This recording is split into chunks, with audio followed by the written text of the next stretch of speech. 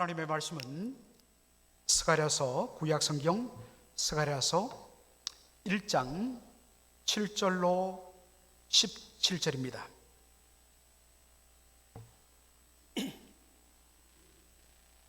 구약성경 1312페이지,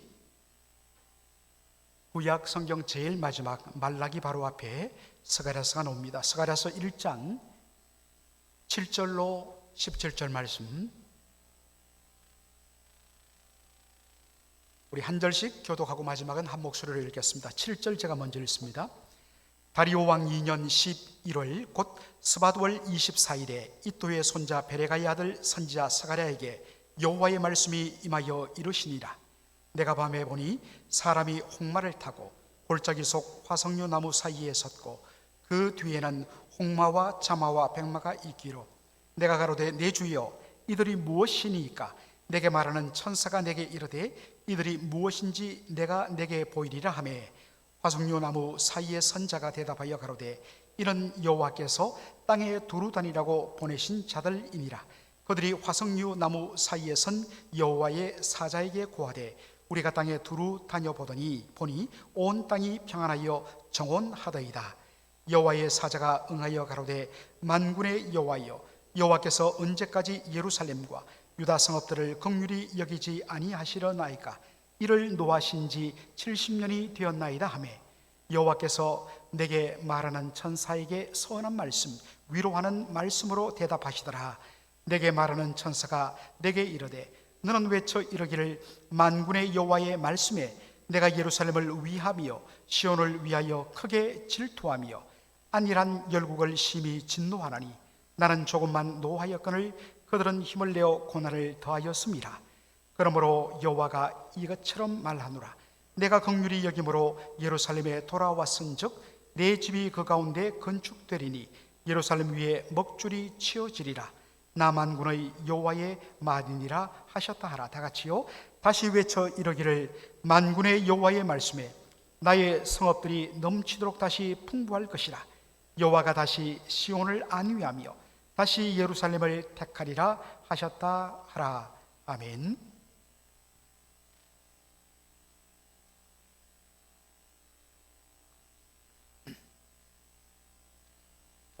우리 성도 여러분들, 오늘 주복 칼럼에 보면 일야팔상이라, 일야팔상이라는 제목의 칼럼을 제가 실었습니다.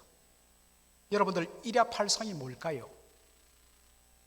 이것은 국어사전에도 없고 또 여러분들 인터넷에 검색해봐도 떠오르지 않는 그러한 표현입니다. 왜냐하면 제가 인위적으로 한자를 조합해서 만든 말이기 때문입니다. 그런데 영어로는 이것을 The 8-Night Visions라고 이야기하는데, 문자 그대로 한자로 보면 또 영어로 보면 하룻밤에 8가지 비전, 8가지 환상 혹은 이상이란 뜻입니다. 바로 스가랴가 하룻밤 사이에 하나님으로부터 8가지 8 비전스를 받게 되는데, 이것이 스가랴서 1장 7절부터 6장 마지막 15절까지 기록되어 있습니다. 나중에도 여러분들이 하나씩 이 8가지 환상을 저와 여러분이 살펴보면 알겠지만 모두 다 강력한 하나님의 위로와 긍휼과 격려가 가득 담긴 그러한 메시지가 담긴 환상들입니다. 지금 유다 백성들 그리고 예루살렘 거민들이 처한 상황이 너무나도 절박하고 너무나도 지쳐있고 상실감에 가득 차 있기 때문에 하나님께서 한 가지로 말씀하여 위로로 끝나는 것이 아니라 하룻밤에 8가지를 집중적으로 시리즈로 말씀함으로 지친 그들을 일으켜 세우기 위하여서 하룻밤에 8가지 비전스, 8가지 환상을 하나님께서 보여주신 것입니다. 오늘 그 첫 번째로 우리는 화석류 나무 사이에 홍마를 타고 선 천사 환상을 우리가 한번 다루도록 하겠습니다. 스가랴서 1장 8절을 보시면 내가 밤에 보니, 하룻밤에 이 모든 환상들이 보여주는데 내가 밤에 보니 사람이 홍마를 타고 골짜기 속 화석류나무 사이에 섰고 그 뒤에는 홍마와 자마와 백마가 있기로라고 되어 있습니다. 여기 화석류 나무란 말이 나오는데 이것은 저희들 주변에서는 볼 수 없는 그런 나무입니다. 영어로는 myrtle tree라고 이렇게 이야기하는데, 여러분들 myrtle 하면 여러분 딱 연결되는 단어가 있지 않습니까? 저 사우스캐롤라이나에 유명한 비치가 있죠. 머럴 비치. 다들 참 좋다고 이야기하는데 아직 가보지는 못했습니다만 사진으로 한번 확인해 봤는데 정말 멋있더라고요. 그 머틀과 여기 머틀 트리, 화석류라고 번역된 이 말이 같은 단어입니다. 근데 이것은 이스라엘과 같은 사막교회에서 많이 자라는 나무인데, 뭐 여기 단풍나무처럼 노랗게 굵게 그렇게 자라는 나무가 아니라 일종의 관목입니다. 이렇게 잔가지가 옆으로 쭉 펼쳐지는 그런 나무인데, 이것은 사시사철 항상 푸른 빛을 띠는 상록수입니다. 이스라엘처럼 사막교회에서는 우기가 지나면 건기 동안은 바참 땅이 마르면서 모든 온 세상이 다 바삭 말라버립니다. 그런 가운데서도 이 화석류나무 머틀 트리는 이렇게 푸른빛 잎사귀를 띠고 있기 때문에 사람들에게는 창조의 생명력 그리고 소망의 그러한 메시지를 담는 그러한 심볼, 상징으로 이 머틀 트리가 많이 사람들에게 각인되어졌습니다. 화석류 나무 사이에 홍마를, 붉은 말을 타고 서 있는 한 사람, 그리고 그 뒤에는 홍마, 자마, 이 자마라는 것은 더 정확히 말하면 소럴이라고 이야기해서 밤색 빛깔을 나는 그 말을 뜻합니다. 그리고 하얀 백마, 영어로 보면 다 복수로 되어 있습니다. 말들만 말했지만 사실은 우리가 말씀의 문맥을 보면 그 말 위에 탄 사람들이 있는 것을 알 수 있습니다. 화석류 나무 사이에 선 홍마를 탄 사람 뒤로 다양한 색깔의 수많은 말들과 그 위에 탄 사람들이 서 있는 장면을 보았습니다. 그래서 스가랴 선지자가 묻습니다.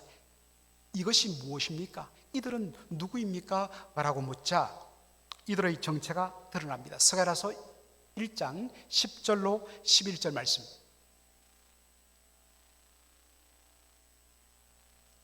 화석류나무 사이에 선자가 대답하여 가로되 이들은 여호와께서 땅에 두루 다니라고 보내신 자들이라. 그 다음에 그들이 화석류나무 사이에 선 여호와의 사자에게 고하되 우리가 땅에 두루 다녀보니 온 땅이 평안하여 정원하여더이다. 자, 이 스가랴서 1장 10절로 11절에서 지금 이 환상 속에 말 타고 나타난 사람들의 그 정체가 드러납니다. 여기 등장한 말들은 우리 하나님께서 온 땅을 두루다니면서 순찰하고 순찰하고 그렇게 돌아와서 보고하도록 보냄받은 자들이란 것입니다. 천사들이란 말이죠. 그리고 이것을 여호와의 사자에게 보고하는 것입니다. 자, 이들의 보고 내용이 뭡니까? 자신들이 보냄을 받아서 온 땅을 다 말 타고 다니면서 순찰해 보니까 온 땅이 너무나도 평안하고 안정적으로 그렇게 지내고 있더이다 라고 보고를 합니다. 온 세상이 평안 가운데, 참 어떤 의미에서는 우리가 들어도 너무 기분 좋습니다. 정말 요즘처럼 여러 가지 정치, 경제적으로 또 환경적으로, 기후적으로 또 이런 팬데믹으로 인해서 얼마나 요즘 뉴스들이 우울합니까? 그런데 그 보고가 온 세상을 바라보니까 평안하고 안정적으로 peaceful and quiet, 들어도 너무 좋은 그런 보고인데, 이 보고를 들은 여호와의 사자가 여호와 하나님 앞에 뭐라고 부르짖습니까? 스가랴서 1장 12절이 굉장히 중요합니다. 여호와의 사자가 응하여 가로되 만군의 여호와여, 여호와께서 언제까지 예루살렘과 유다 성읍들을 긍휼히 여기지 아니하시려나이까? 이를 노하신 지 70년이 되었나이다 하면서 부르짖는, 절규하는 기도를 올립니다. 온 세상이 평안하고 너무나도 고요한데 왜 여호와의 사자가 이토록 언제까지 예루살렘과 유다 성읍들을 이렇게 긍휼히 여기지 않고 내버려 두십니까? 라고 부르짖었느냐? 이유는 무엇일까요? 우리는 그 힌트를 스가랴서 1장 7절에서 우리가 발견할 수 있습니다. 스가랴서 1장 7절 이렇게 시작합니다. 오늘 본문 말씀은 다리오 왕 2년 11월 곧 스바를 24일에 이또의 손자 베레가의 아들 선지야 스가랴에게 여호와의 말씀이 임하니라. 여러분, 스가랴에게 여호와의 말씀이 임한 때가 언제라고요? 언제라고요? 다리오 왕 2년입니다. 뭐 그렇게 이게 뭘 이렇게 중요할까라고 생각할 수 있지만 굉장히 중요합니다.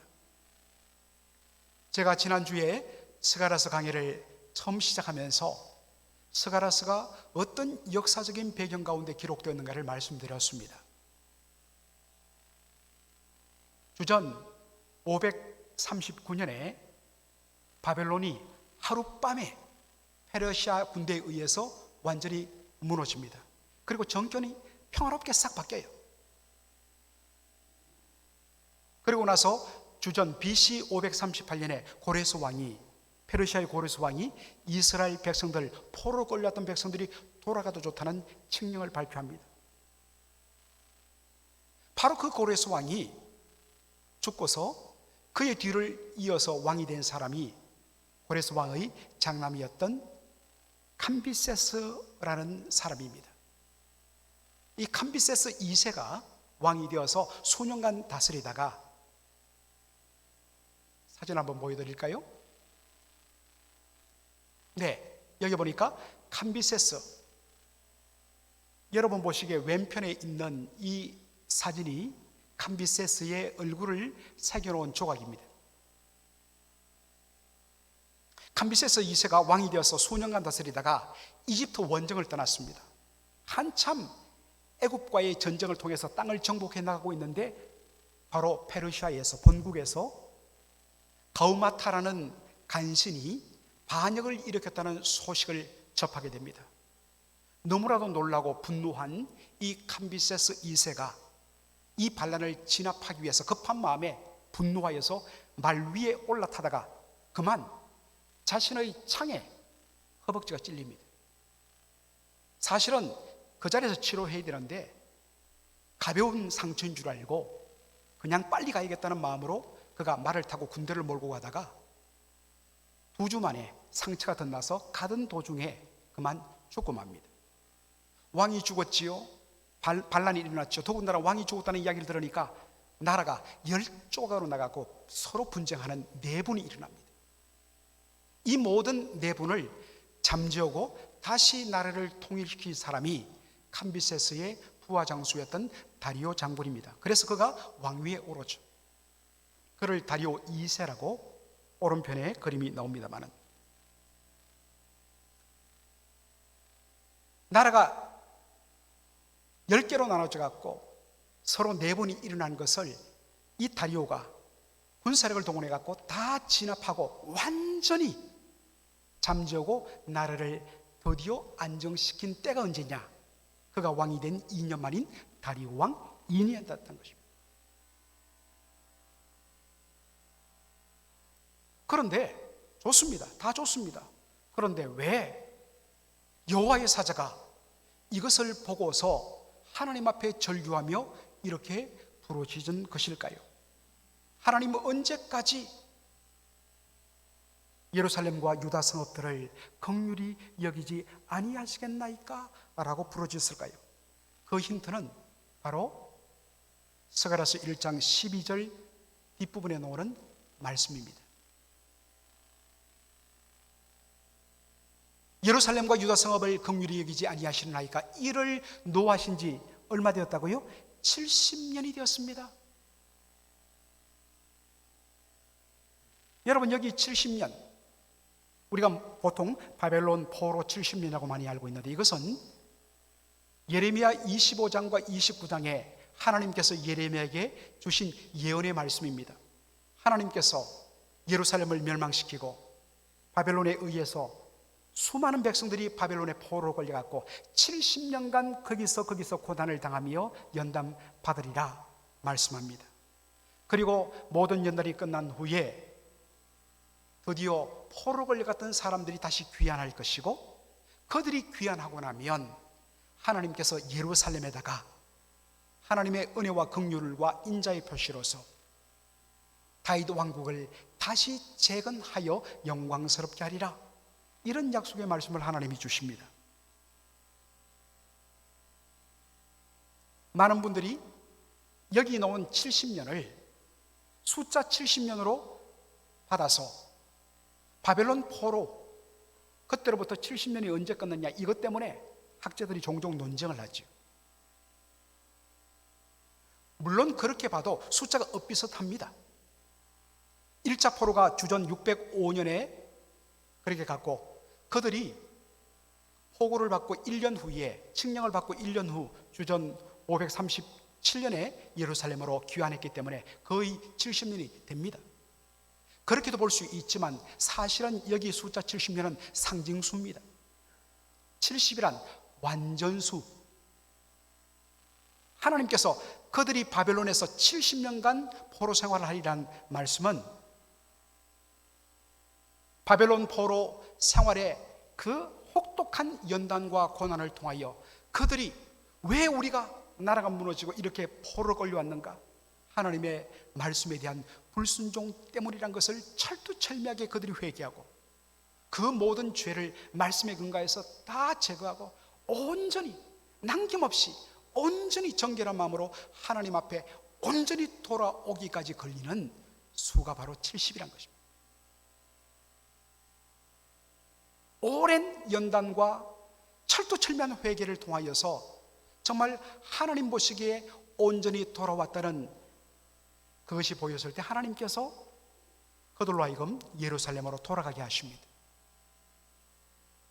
포로가 다시 돌아오는 칙령이 떨어지고 드디어 그들이 고국 땅으로 돌아왔을 때 그들 마음속에는 무슨 기대감이 있었냐면, 하나님이 약속하신 대로 이제 하나님이 이 70년을 우리로 잘 마무리하게 하셨으니까 이제는 하나님이 예루살렘에 무너졌던 다윗의 영광스러운 왕국을 재건하실 것이라는 그 벅찬 기대감으로 기다립니다.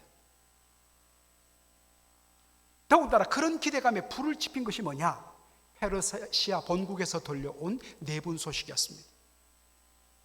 지금 이 유대 땅은 페르시아의 식민 통치를 받고 있었는데, 본국인 페르시아 제국의 자중질환으로 인해 갖고 나라가 자기들끼리 물고 허를 뜯을 때, 바로 이때가 우리가 페르시아로부터 독립해 갖고 여기에다가 무너진 다윗의 왕국을 재건할 절호의 찬스라고 그들은 생각하고 벅찬 기대감 속에 있었던 것입니다. 그런데 갑자기 다리오라는 사람이 등장해 갖고 이 모든 혼란들을 다 정리하고 온 땅, 저 인도로부터 북아프리카까지 127도에 걸친 이 넓은 땅을 완전히 평정해버리고 온 땅을 평안하게 만들어버린 것입니다. 그것이 다리오 왕 2년이었습니다. 이것을 본 예루살렘 거민들, 유다 백성들이 절망합니다. 그들이 그토록 바랐던 예루살렘의 다윗의 왕국이 재건되는 그 모든 꿈이 물거품이 됐다는 것 때문에 그들은 상실감에 빠집니다. 그러면서 하나님의 약속의 말씀의 신실함에 대하여 의심이 일어나기 시작합니다.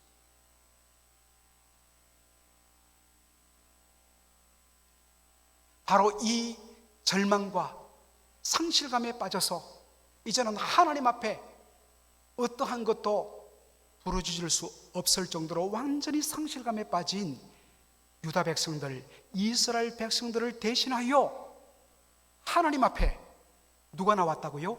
여호와의 사자가 하나님 앞에 백성들을 대신하여서 부르짖었다는 것입니다. 사랑하는 성도 여러분, 우리에게도 이런 종류의 어떤 탄식이 있습니다. 환경은 힘들고 상황은 점점 어려워져 가는데 하나님의 도움의 손길은 보이지 않고, 하나님 없이 불의하게 사는 사람들은 잘 되는데, 하나님의 뜻대로 살려고 나름대로 몸부림치는 하나님의 백성은 더욱더 힘들고 어려운 삶을 사는데, 기도해봐도 하나님은 침묵하시고, 하나님 어디 계십니까? 하나님 왜 침묵하십니까? 처음에는 이런 기도도 하고 하소연도 하고, 여러분 우리가 그렇게 기도하잖아요. 그런데 어느 순간부터는 그 기도조차도 나오지 않습니다. 빌 바를 알지 못하고 그저 탄식할 수밖에 없는 그런 상황에 빠집니다.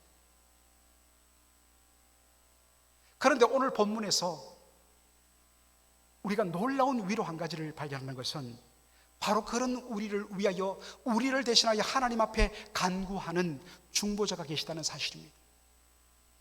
오늘 본문 스가랴서 1장 12절을 보면 누가 이스라엘 백성들을 대신하여 하나님 앞에 언제까지 우리를 긍휼히 여기지 아니하시렵니까? 라고 부르셨습니까? 여호와의 사자가 부르셨습니다. 여호와의 사자, 이것을 영어 성경으로 여러분 보시면 어떻게 됩니까? 여호와의 사자, 12절에 보니까 The angel of the Lord, 여호와, 주의 그 천사, The angel, 정관사 더가 붙은 것은 유일하다는 뜻입니다. 수많은 천군 천사가 있는 중에서도 여호와의 사자는 특별한 그분이라는 것입니다. 여호와의 사자 The angel of the Lord는 구약 성경에 자주 등장하는데, 우리가 그 모든 말씀을 분석해 보면 모든 학자들은 구약 성경에 나오는 여호와의 사자 The angel of the Lord는 구약 성경에 등장하는 성자 예수 그리스도를 가리킨다고 말합니다.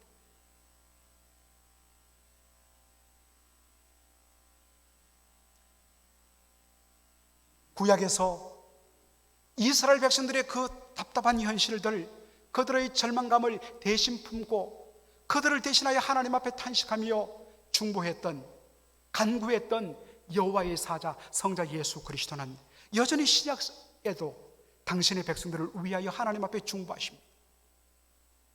로마서 8장 34절의 말씀 한 구절 우리 보도록 하겠습니다. 다 같이 한번 읽어볼까요? 시작. 누가 정죄하리요?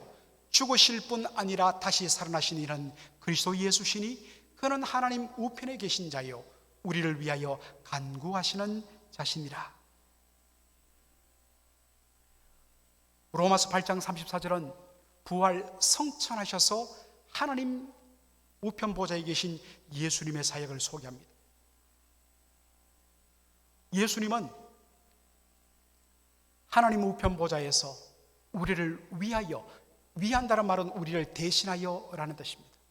우리를 대신하여 하나님께 간구하신다라고 이야기합니다. 여기 간구란 말, 영어 성경 보시면 알겠지만 intercede라고 되어 있습니다. 명사형 intercession. 이 말은 두 사람 사이에 들어가서 한쪽에 그 답답하고 어려운 것을 대신하여 다른 사람에게, 상대방에게 변호해주고 상대방에게 요청하고, 그래서 이 힘든 사람을 대신해 돕는 역할을 한다 하는 뜻입니다. 이것을 한자로 옮긴 것이 중보입니다. 가운데 서서 돕는다는 뜻입니다. 예수님은 로마서 8장 26절에도 보면 알겠지만 낙심과 절망과 연약 때문에 완전히 지쳐서 이제는 기도도 막혀서 더 이상 빌 바를 알지 못하고 쓰러져 있는 우리를 대신하여 하나님께 우리를 변호하고 우리를 대신하여 호소하고 간구하시는 중보자로 사역하신다는 뜻입니다. 여러분, 이것이 우리에게 얼마나 큰 위로와 소망인지 모릅니다. 이것이 성도의 담대함입니다. 내가 때로는 기도가 막혀 기도하지 않고 아무것도 하지 않는다고 하나님, 야, 너 기도도 하지 않는구나, 오케이, 나도 똑같이 할 거야, 그러지 않습니다.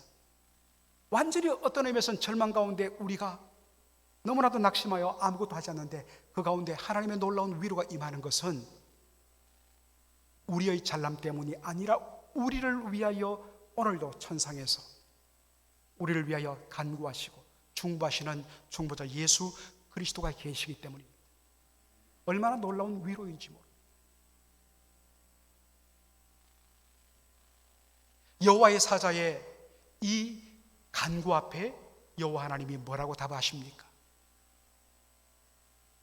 스가랴서 1장 14절로 15절 말씀 보도록 하겠습니다. 14절에 내게 말하는 천사가 내게 이르되 너는 외쳐 이르기를 만군의 여호와의 말씀에 내가 예루살렘을 위하며 시온을 위하여 크게 질투한다. 그렇게 전하라. 나 여호와가 예루살렘과 시온을 위하여 크게 질투한다. 우리가 구약 성경에서 자주 질투란 말을 발견하게 되는데 더군다나 하나님이 질투한다. 나 여호와는 질투하는 하나님이라. 이런 표현을 접할 때마다 상당히 우리가 좀 어색하고 불편합니다. 이유는 우리에게 이 질투란 말, jealousy란 말이 굉장히 부정적인 의미로 많이 쓰이기 때문입니다. 그런데 이 질투란 말의 원어적인 의미는 자신의 배우자나 자신의 가족이나 자기가 특별히 사랑하는 사람에 대하여서 특별한 사랑의 표현을 가리킬 때 씁니다.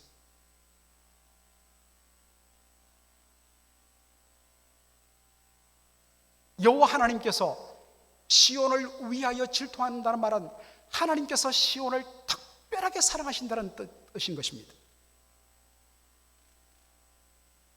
하나님께서 특별히 애지중지하시는 예루살렘과 시온이 수모를 당하고 고통을 당하고 그런 아픔을 당할 때에 하나님의 마음도 똑같이 아프고 당신이 수모받는 것 같은 그러한 마음이 든다는 것입니다.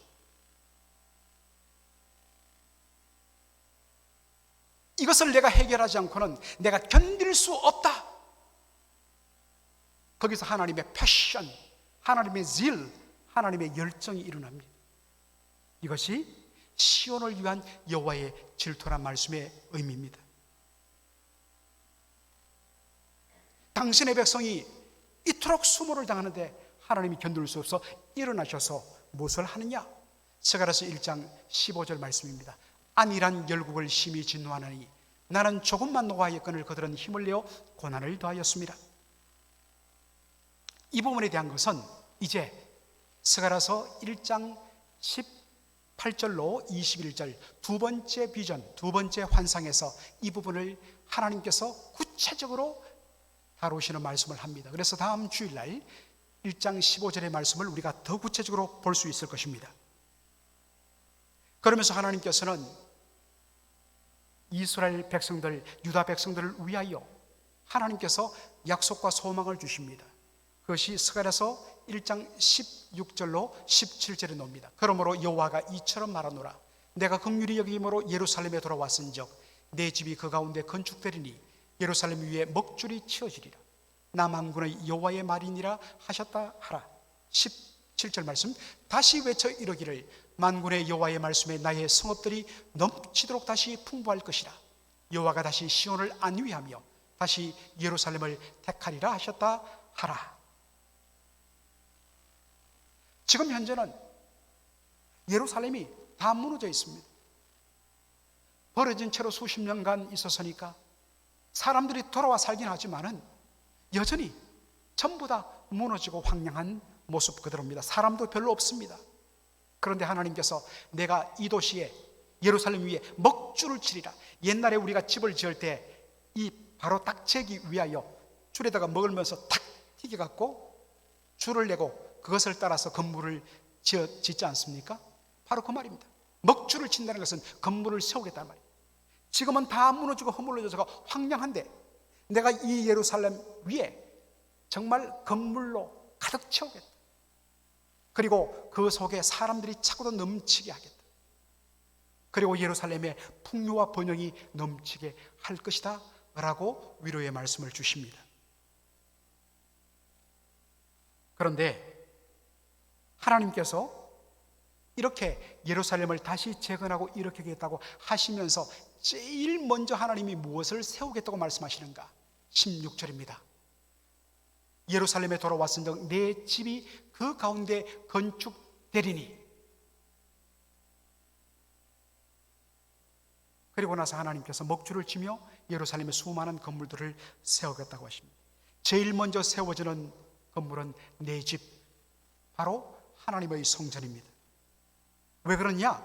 그 이유는 성전은 여호와의 임재와 거하심의 상징이기 때문입니다. 아무리 우리의 삶이 어떤 면에서는 풍요롭고 도시가 번영하고 물질적으로 정말 충만한다 할지라도 그 가운데 여호와 하나님이 그 중심에 좌정하지 아니하시고 하나님께서 우리와 함께하지 아니하시고 하나님이 우리를 다스리지 아니하시면 그 외적인 화려함과 풍요와 그 건강함은 아무런 복이 되지 못하기 때문입니다. 진정한 복의 출발점은 하나님이 그 중심에 거하시는 것입니다. 하나님을 모시고 사는 것입니다. 우리 성도의 삶의 첫 출발이 예배를 통하여서, 사실 히브리적인 개념으로 따지자면 우리가 예배드리는 이 썬데이, 주일은 첫째 날이에요. 7일의 첫 번째 날을 우리는 예배로 시작합니다. 그 이유는 하나님을 우리의 삶의 중심에 모시고 살겠다는 고백입니다. 나머지 6일을 하나님이 나의 왕이심을 고백하며 하나님 모시고 예배하며 살겠다는 고백입니다.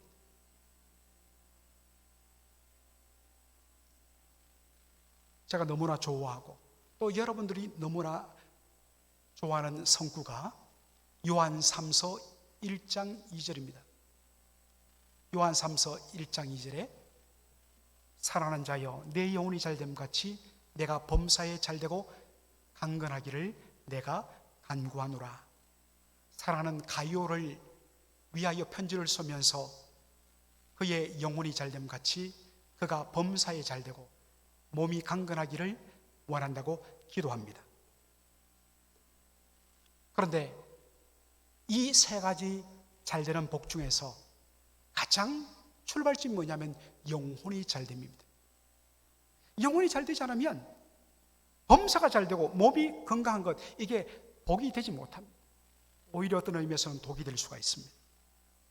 영혼이 잘된다는 것은 오늘 우리의 이 본문 내용이 뭐냐면 하나님을 내 마음의 중심에 모시고 하나님과 함께 거하며 하나님과 함께 동행한다는 삶의 고백입니다. 하나님이 우리의 왕이 되시고 그분이 우리의 삶을 다스리시는 주님이 되심을 고백하는 삶입니다. 이것이 삶의 제일 우선순위가 되어야만 그것이 진짜 복이라는 것입니다. 사랑하는 성도 여러분, 여러분은 어떻습니까?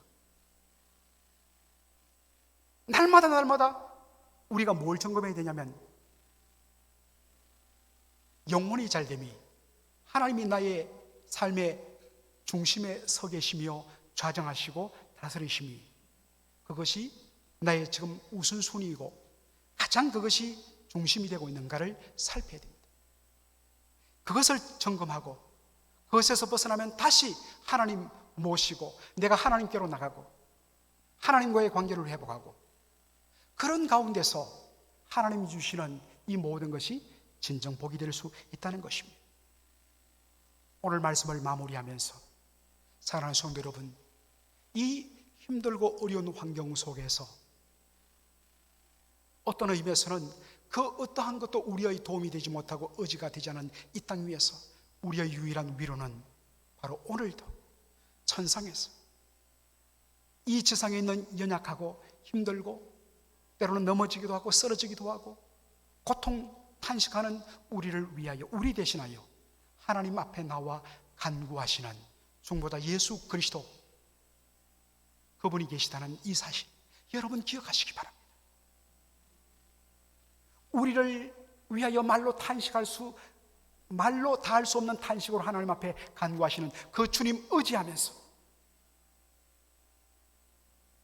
그 확신 가운데 하나님 반드시 회복시킬 것이라는 확신 가운데서 우리가 해야 할 일, 하나님의 집을 제일 먼저 짓고 하나님을 나의 삶의 제1 우선순위로 두고 하나님을 모시고 하나님과 동행하는 저와 여러분의 복된 삶이 되기를 주의 이름으로 축원합니다.